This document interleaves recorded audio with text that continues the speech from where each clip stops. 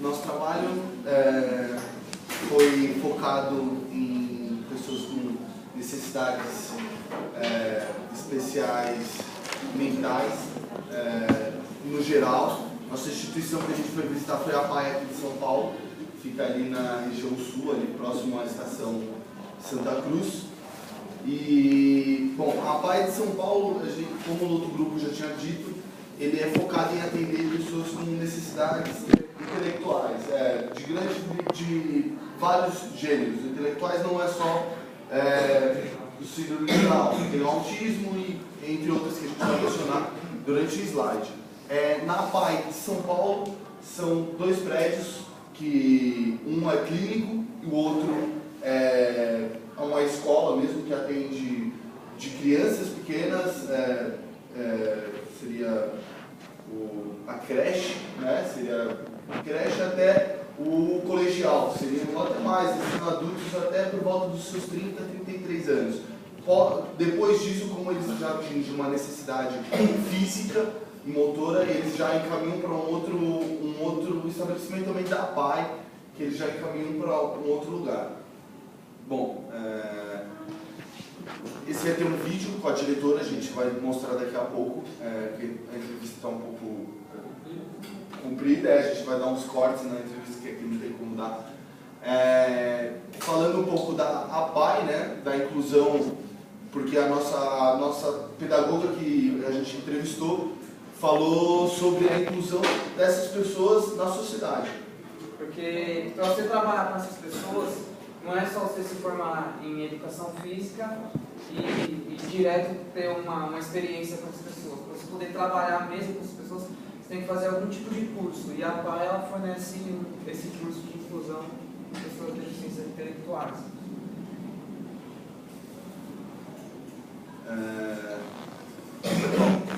Por ter muitos anos, né, a PAI desenvolve esse trabalho, ele dentro dessa escola, eles não só desenvolve o trabalho físico, mas ele desenvolve também um trabalho artístico, né, dança, artes, desenvolve um trabalho físico. A gente não pôde atuar dentro da escola, a gente até recebeu um convite para jogar uma bola com eles, porém a gente não conseguiu a carta devido à protocolagem que a gente tem com essa instituição, com essas crianças. Como já foi dito no trabalho, em outros trabalhos, esses problemas. A gente vai pegar essa carta, a gente está com esse convite, está fazendo uma proposta para eles, levar também para... Porque nessa visita que a gente fez, eles estavam desenvolvendo um trabalho artístico para fazer na quermesse deles agora em junho. Eles vão fazer uma festa com essas crianças e a gente assistiu um ensaio deles, a gente ia colocar também, porém ela restringiu a gente isso, algumas fotos também que a gente precisa apresentar. E o trabalho que a gente ia desenvolver era jogar futebol com eles, porque a gente não pode movimentar eles para fora da escola, e tentar levar eles para conhecer um pouco de cultura popular, que é conhecer o maracatu, que eu desenvolvo um projeto disso, do maracatu. Eles se interessaram muito. Porque o próprio projeto que eles estão desenvolvendo para a feira como se fosse um tipo de Olodum, né? Olodum, eles vão fazer um cortejo dentro da PAI mesmo, para fazer a sua quermesse e, bom, incluir eles com as pessoas de fora e com a família. Dentro da PAI, focando em todas as pessoas que vocês falaram, dos trabalhos, é difícil ter um comprometimento da família com esses portadores de deficiência. A PAI trabalha muito isso, trabalha muito com os pais, faz um trabalho voltado não só com os alunos, mas com os pais. Então tem um período com os pais, que de acordo com a agenda dos pais, tem um período com os alunos. Os alunos fazem várias atividades ao longo da aula, são várias aulas assim, no período de manhã e à tarde, são divididos em 25 minutos cada aula, e dentro dessas aulas tem artes, educação física, teatro, literatura. Entrando nesse processo com relacionamento com os pais, a PAI ela também ajuda a identificar antes da criança nascer, e acaba visando para a pessoa que a criança vai ter uma deficiência. E às vezes antes da criança nascer dá para identificar que tipo de síndrome, porque ela vai trabalhar bastante com síndrome, um tipo de síndrome que ela vai ter. Depois depois dessas crianças conversa com os pais, ela vai conversar com os pais para ver se elas vão querer participar da PAI em si depois do processo dessas crianças, ou às vezes as crianças já chegam com uma certa idade na PAI. E com isso eles acabam desenvolvendo que nem um trabalho de infância e adolescência. Até um pouco mais tarde, adultos também, que a gente tinha dito. Que é de inclusão social, geralmente, principalmente os adultos, porque dependendo da renda, dessas coisas, eles precisam trabalhar, ou precisam de uma experiência. E a PAI, ela promove isso, ela promove uma inclusão, um trabalho de inclusão social para os adultos, para eles poderem ter uma experiência de trabalho. Muitas empresas procuram a PAI porque tem uma lei que chama Lei da Botina, se não me engano, que precisa, que dependendo do tamanho da empresa, precisa de inclusão de uma pessoa com deficiência na própria empresa. Então eles trabalham com essa inclusão da pessoa e as empresas procuram a PAI para poder escolher uma pessoa para trabalhar na área. Uma observação, não são todos os alunos que eles fazem esse trabalho de inclusão. Devido a alguns desses síndromes, tem graus bem complicados que não pode ter essa pessoa, não pode ser incluída, não pode ser inclusa num trabalho, numa empresa, porque não tem capacidade devido à necessidade. A mobilidade, tem muitas pessoas que não conseguem nem ir no banheiro sozinho, precisa de uma ajuda, ir para uma empresa, para a pessoa trabalhar sozinha. Esse processo tem toda uma avaliação psicológica, pedagoga e os profissionais que estão dentro da PAI. Como já foi dito, eles se desenvolvem para ir para outras empresas. Bom,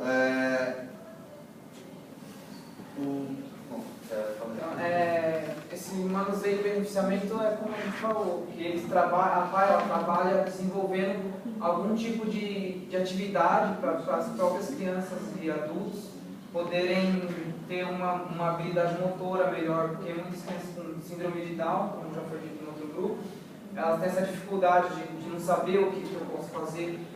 Tipo, não é que ela não pensa direito, mas ela já pensa e faz por impulso.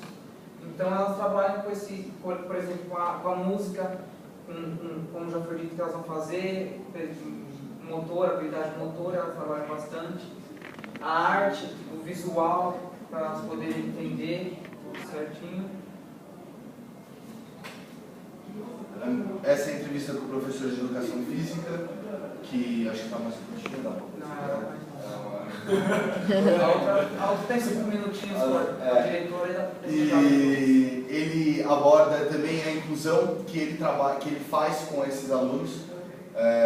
Dentro da PAI eles desenvolvem vários projetos que não só dentro da PAI eles levam para fora. Existem várias disputas de campeonatos de futebol, basquete, são pessoas comuns.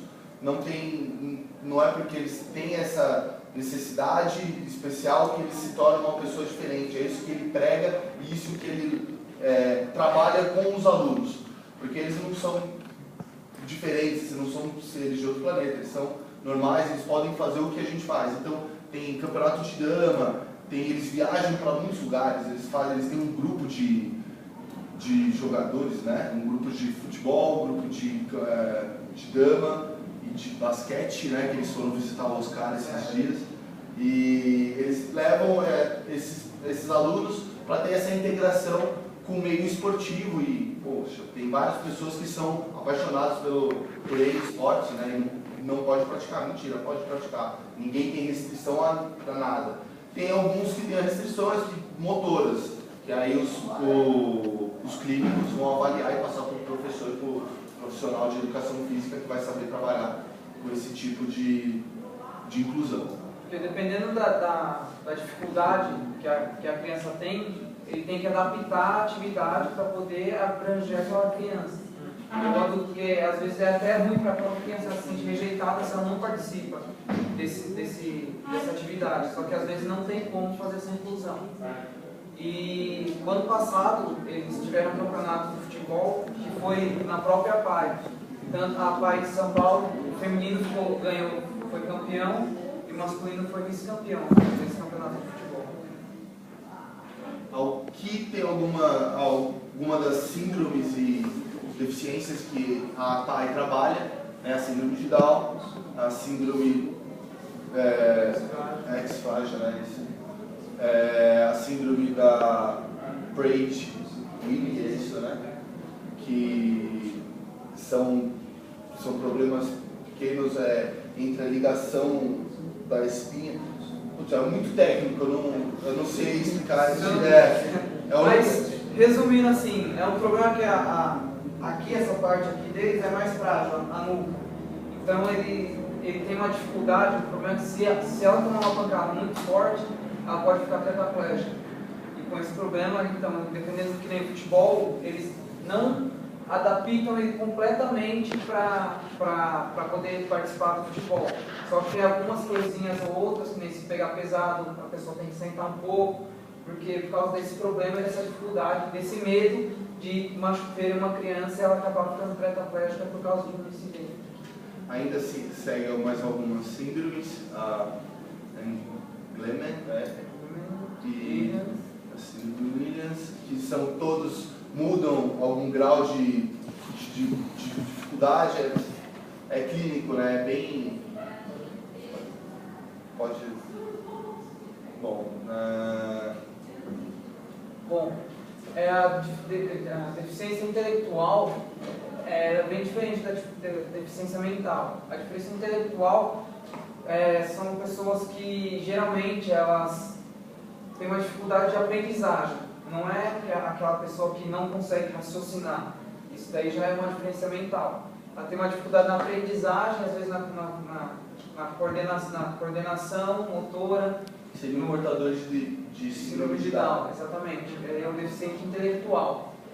Agora, por exemplo, vou tentar dar outro exemplo de deficiência mental, seria a paralisia cerebral.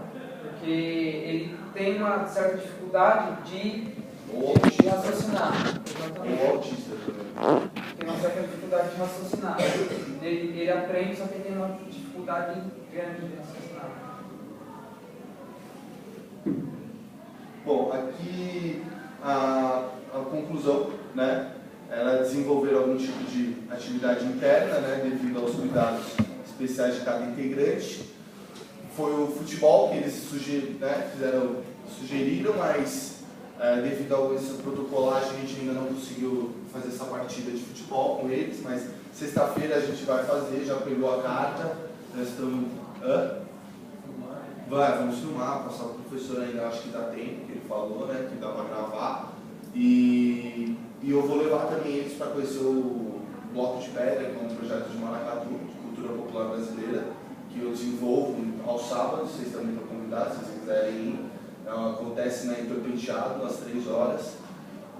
E, bom, a lição que a gente tira, né, desse trabalho para quem teve, o Thiago não pôde estar com a gente no dia da visita, mas ele vai jogar futebol com a gente, nós 3 estávamos. O que a gente tira de lição disso é que são pessoas normais, é uma lição de vida que todo mundo tinha que ter esse conceito, essa educação. A professora mencionou que nos Estados Unidos essas pessoas são tratadas normais e aqui deveria ser tratado também assim, a questão de educação.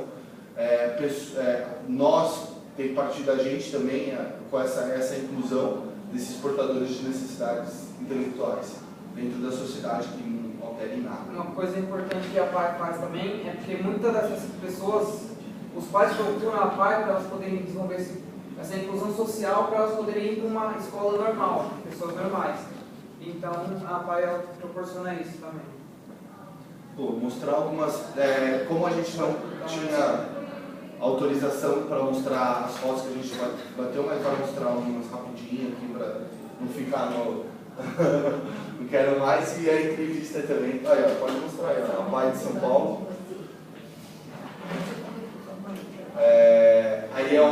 Esse é o centro educacional, que eram dois lados, né? Esse é o centro clínico, a gente não pode ter acesso, só o centro educacional mesmo, se eu não me engano, é sul. Tem uma SAS, né?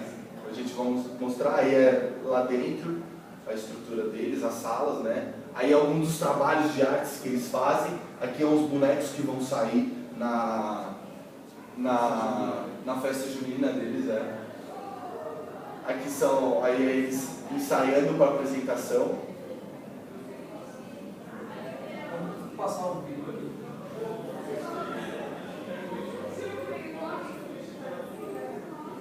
Bom, a Pai já está há mais de 50 anos. Esse é um bate-papo rápido com a pedagoga. Particularmente o SAS, que trabalha com jovens, com a faixa etária a partir dos 14 anos, né, trabalhando em oficinas que aí com diversas linguagens, a arte, a música, o esporte. E tudo isso vai estar anexado também, no caso, a pedagogia, visando a inclusão desse sujeito na sociedade. Né? Quando a gente fala em inclusão, a gente pensa primeiramente na inclusão escolar, na questão de colocar ele na escola junto com os demais. E isso é muito mais amplo do que isso, né? A gente passa grande parte da nossa vida na escola, mas não é só na escola que a gente passa a vida da gente. Então, pensar como é que esse sujeito pode ser incluído na sociedade. Então, se ele já passou da idade de ir para a escola, se a escola não vai ter tantos ganhos assim, então de que forma eu posso incluir na sociedade? E aí entra as oficinas. Uma escola de teatro, uma escola de dança, um clube esportivo, né? E aqui a gente usa essa linguagem como um meio, não como um fim. Né? Na atividade de música, como vocês observaram, a ideia não é que o sujeito saia daqui sabendo tocar um instrumento. É lógico que se ele tiver esse ganho, maravilha. Mas se ele não conseguir isso, como é que a música ajuda ele? Né? De que forma a música pode integrar uma sociedade? Quando eu vou numa festa, né? Quando eu vou participar de algum show, de que tipo de música eu gosto? Também me reconhecendo a minha identidade. A gente trabalha muito isso. A identidade